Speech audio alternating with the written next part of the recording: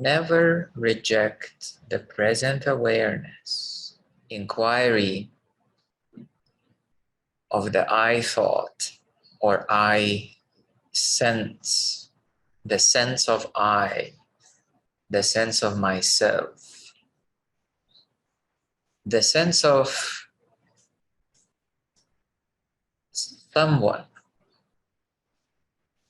Of course, that someone is you, but the sense that you are, the sense of someone here, the sense of somebody here. We can recognize that when the thoughts subside,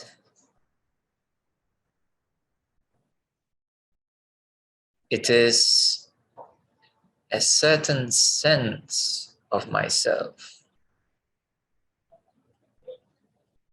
a certain, well, feeling is even a little bit more denser vibration.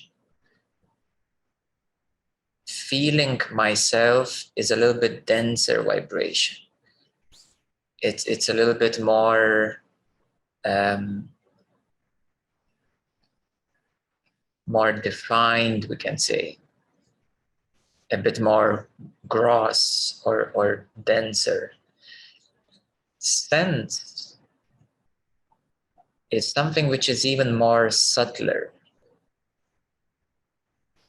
So we can recognize that there is a certain spectrum or range from the gross to the subtle, from the dense to the subtle and light. The gross feeling of myself, of course, it's when the ego is very present, when there is an argument, there is a very gross position that this is myself, this is how I think, this is who I am, I need to defend myself, this is me, this is you. So this is a gross or dense position. And obviously it doesn't feel so good.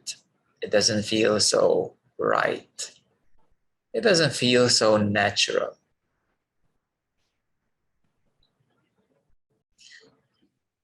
Now, when there are no troublesome feelings, this fixed ego is a bit less felt, and it's more of as a neutral feeling of yourself.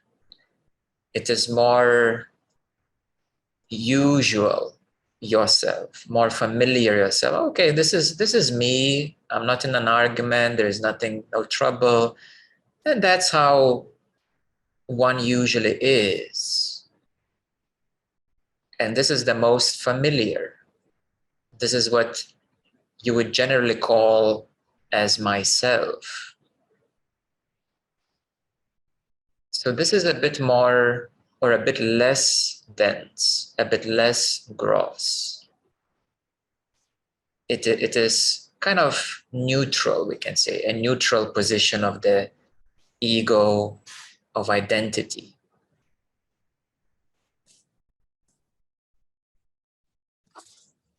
As we meditate, as we go deeper, we become aware of the feeling of I, myself. That this feeling of I, or myself is the feeling of I am. And it takes a little bit of meditation, practice to arrive at this feeling of I am. Because it's not so easily available for those who haven't practiced meditation. It's basically not so available. But those who have practiced some meditation and inquiry, you can arrive by stilling your mind, your emotions, and shifting your focus from your energies, from how you feel, from what you feel, into recognition that I am, the feeling of I am, not how, not what, but I am, the feeling of I am. And this is what is referred to as being, beingness, or I amness. It is a more foundational feeling that I am. This foundational feeling of I am is actually already familiar, but usually ignored. It is already familiar because as a child, you knew, you felt that you are. As a teenage, you knew and felt that you are. As an adult, you knew it, felt, and you are. And now you feel and know that you are. So it's always been there, or here actually. It's always been here, but usually ignored because you were more interested in how I feel, what I feel, and understanding mental concepts of what I am. I'm like this, like that. You were more interested in associations, what is associated to I am rather than I am.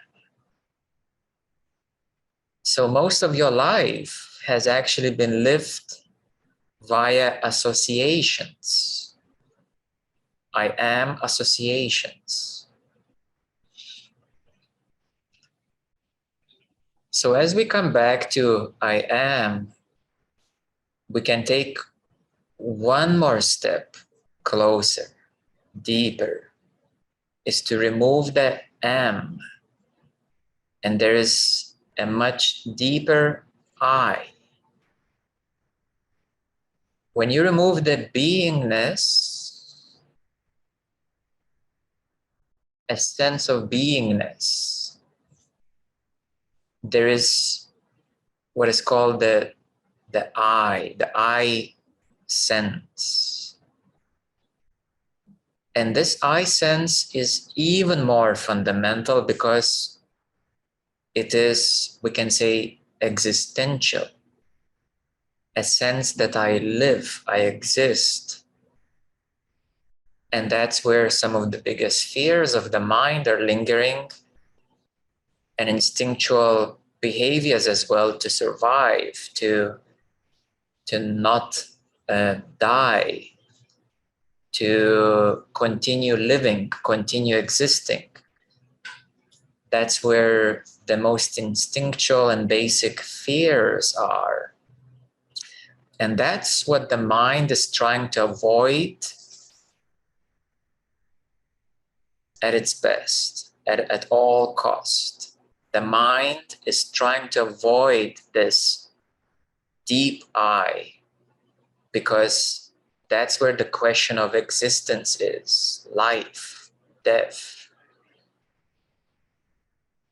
When people face situations of life and death and so on, they face the fear, not the I itself. People face the fear of dying. They face the fear of non-existence, but not the I itself. And therefore, we have to work through those fundamental fears to recognize that root I, or the root core ego or position, it is only a fixation. It is only a position that actually you cannot disappear. You cannot die as such, because it is only the fear of dying that is present. So when you face this very deep and root core of the I, you find out that it's just a position. It's a position which is very defended, It is a position which is avoided at all costs by the mind. And it's a position where the mind doesn't want to go because it's really uncomfortable to get there. Yeah, because everything else becomes put into light or shaken up. This foundational I, essentially, it is known as the root separation, and it is also known as a rejection of awareness, a rejection of consciousness, a rejection of the now reality. So the I, the root I, is actually a rejection of consciousness, a rejection of immediate direct light. And the mind says, I'd rather reject that and keep my continuation. I'd rather reject the immediate direct light and rather continue with my story. I'd rather continue with my continuum, with my projected future, with my familiar past. I know where I'm going. I know who I am. I'd rather stay what's comfortable for me. I'd rather stay with what I know. So I'm rejecting the direct, immediate light of consciousness. I'm rejecting the absolute now, which has not a single distance, not a single separation.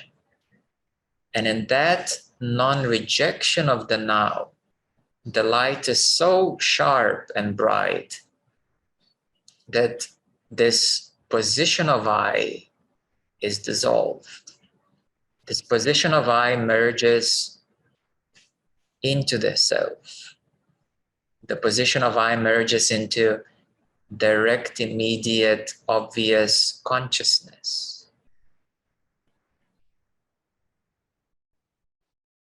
So this is some of the deepest mechanics from the very, very core rejection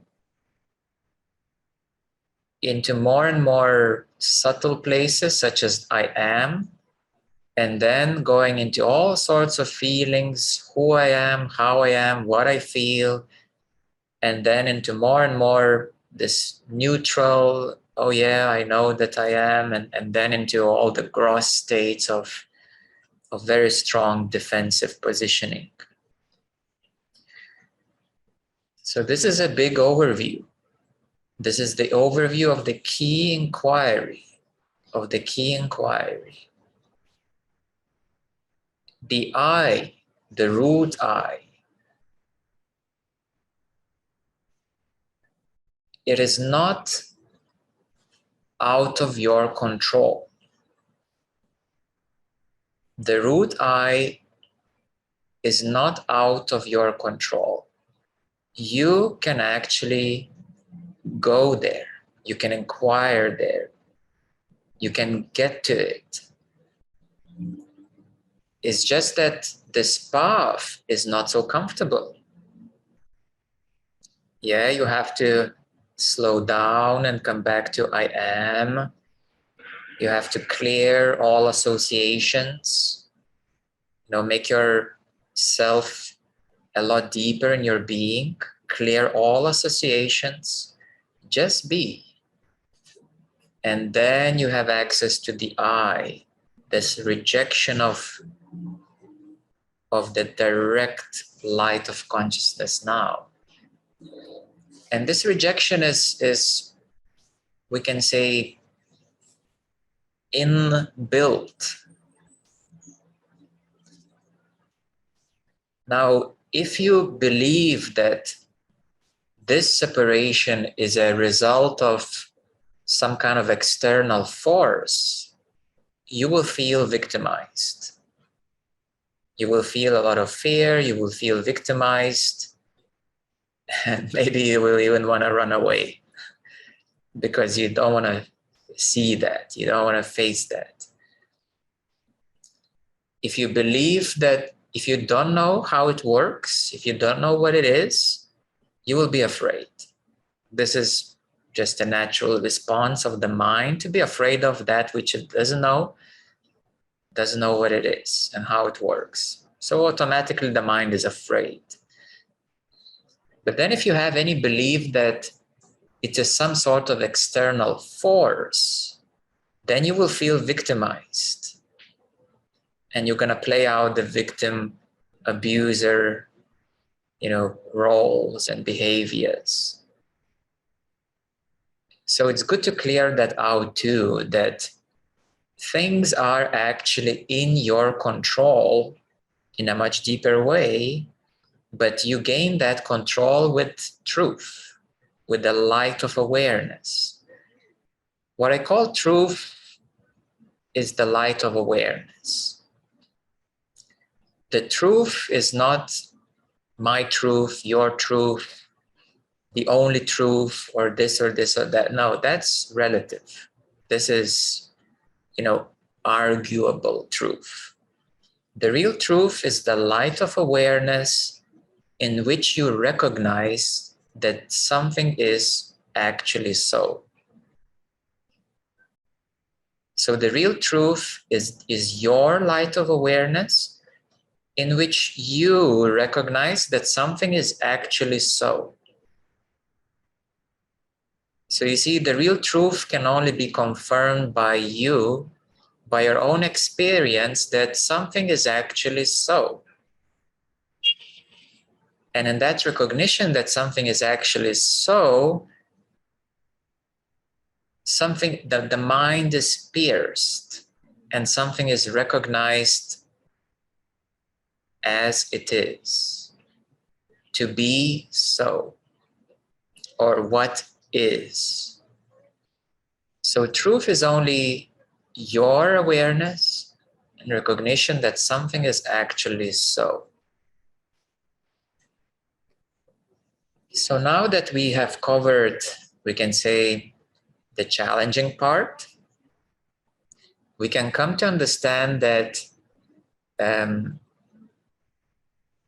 this root eye is positioned also in a specific location in the body. That's the heart on the right.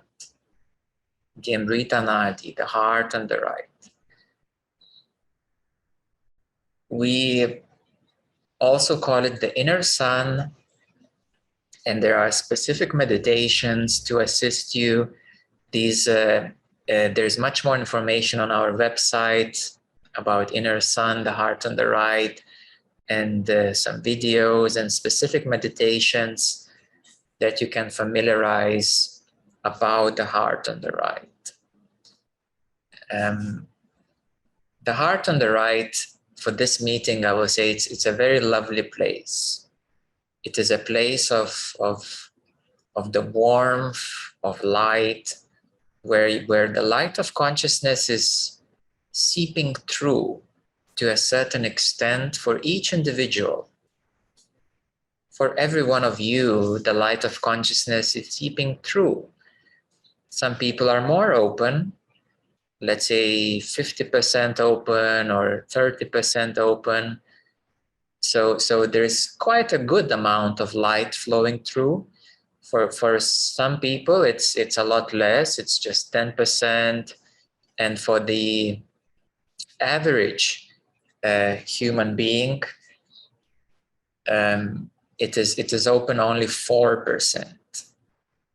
But still, even 4% of light in the dark room, it still illuminates something.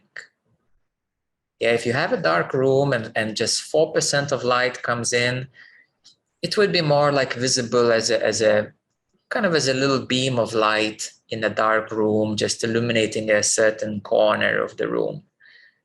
Yeah, so this is what is called the human unconsciousness. The unconsciousness is the dark room, and the consciousness is that light which shines in, illuminates. So this light comes in through the heart on the right. So essentially the heart on the right is where the light shines in, shines through.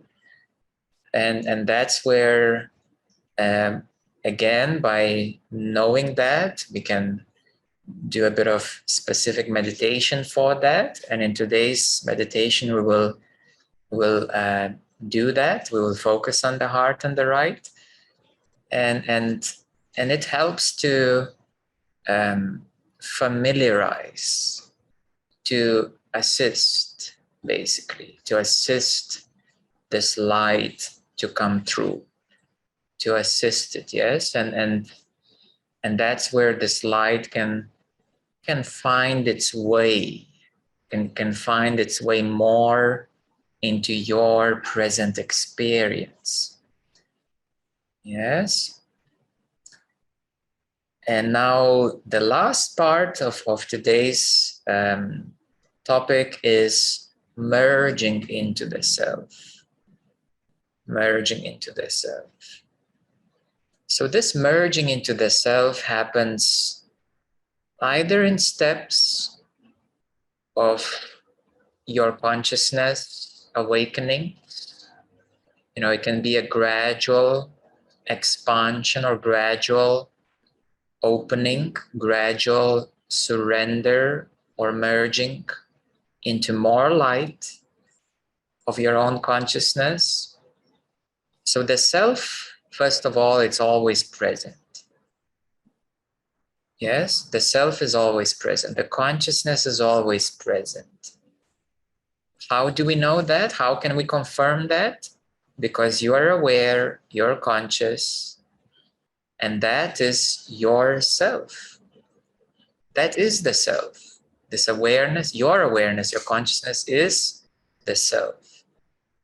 So that's how we can confirm that it is always present. Not always you experience this light of awareness present here because many times your focus is not there. Your focus is on objects, energies, emotions. So if you direct your focus too much in the energy and your focus gets mixed up in the energy, you forget about awareness, that you are aware, because you're too much occupied with emotions, with energies. But upon immediate check, am I aware? Yes, I am. So merging into the self can either happen gradually and in a deepest sense, it happens through this inquiry. On one hand, I am, the inquiry of I am, and then the inquiry of I as a rejection of the self, the I as a rejection of immediacy of the present awareness. And you will say, the present awareness is so immediate that I can't stay with it. My mind just drifts away.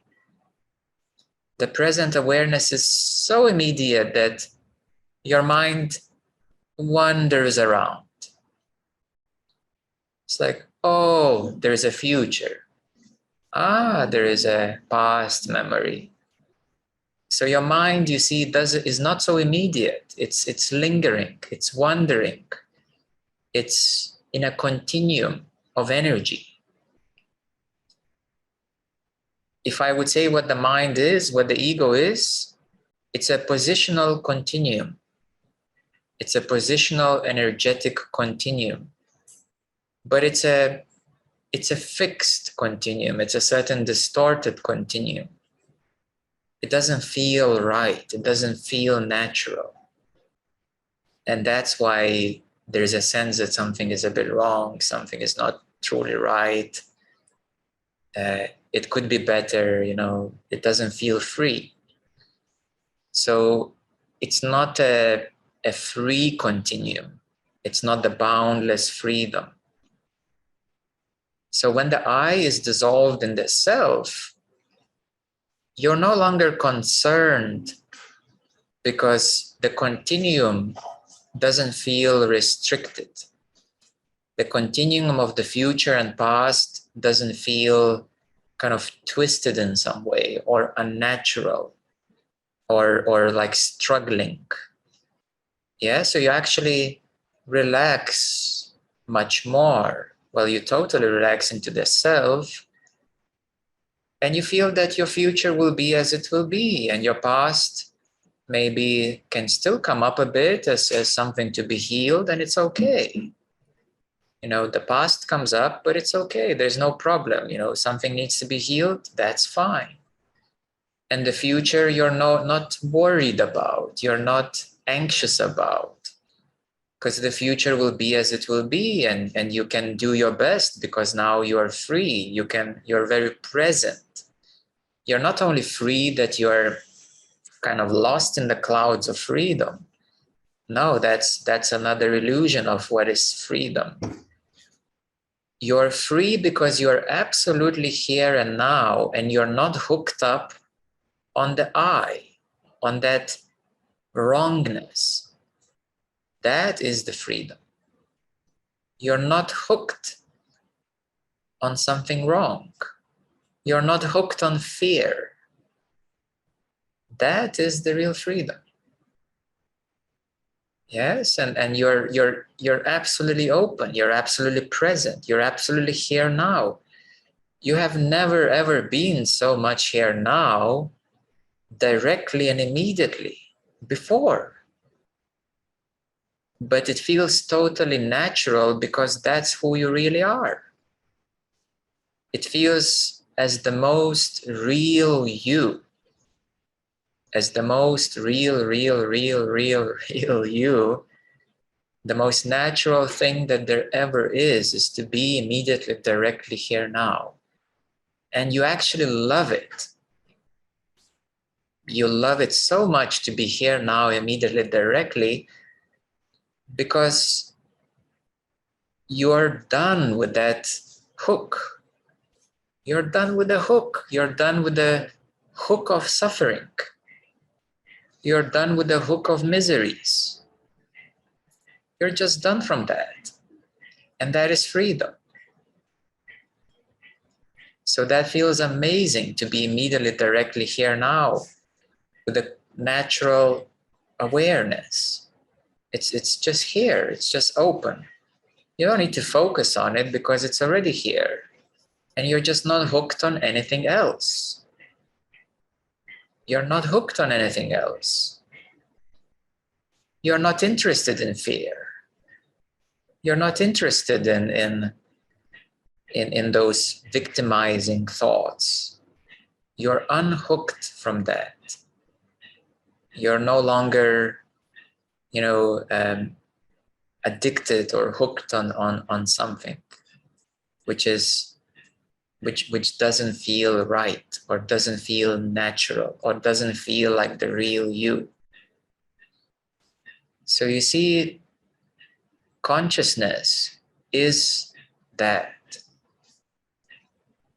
What is meant by consciousness is that direct, immediate here now. Even hooked on positive emotions. Yes, that's a good remark. If you're hooked on excitement, you know that you're hooked on excitement because you're trying to keep it. You're trying to hold it. You're trying to just stay there and not be here. And that's what people do a lot with positive emotions. Being hooked on positive emotions, I called it as luxury problems. Luxury problems. They're of course good things, positive emotions, but again, if you're hooked on them, you're not so present here now. You're not direct anymore. You're not so aware anymore. You get drifted in a cloud of lovely emotion. So this is how we merge into the self. We merge into the self either through this inquiry, recognition of directness, immediacy, and facing the I, gaining more strength and ability to face it, this rejection. And also in another way, if it doesn't feel, so, rejectful, you can do another approach, which is called bhakti or devotion, or, well, essentially surrender. To merge into the self is to merge into God, to merge into consciousness. So you say, in this deep inquiry as well, or a deep space of devotion, you say, you give your I away to the immediate direct consciousness, immediate direct awareness, recognizing that that is the divine. That is the divine. It's not even, the picture of Krishna or a picture of Buddha or a picture of Shiva, because these beings are forms.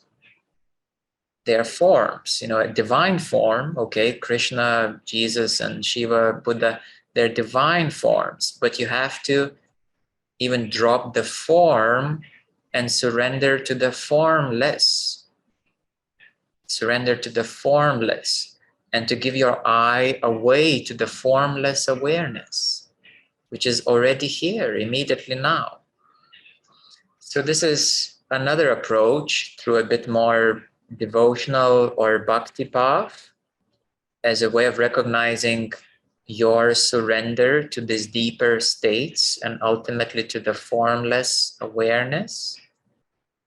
Or you do why inquiry as well, recognizing where you are and just, again, being willing to face and to dissolve the I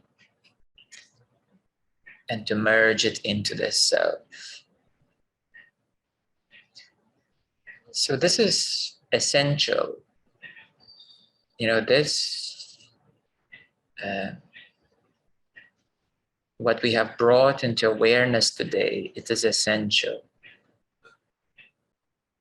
Yes, it is essential, and it requires, of course, practice, as we have described before. It requires very strong, you can say focus, inner focus, but also ability to release your focus, ability to be very focused, and ability to release the focus as well. So that's how you do it. And what is, of course, extremely supportive, is a consciousness transmission. Because in the consciousness transmission, you're basically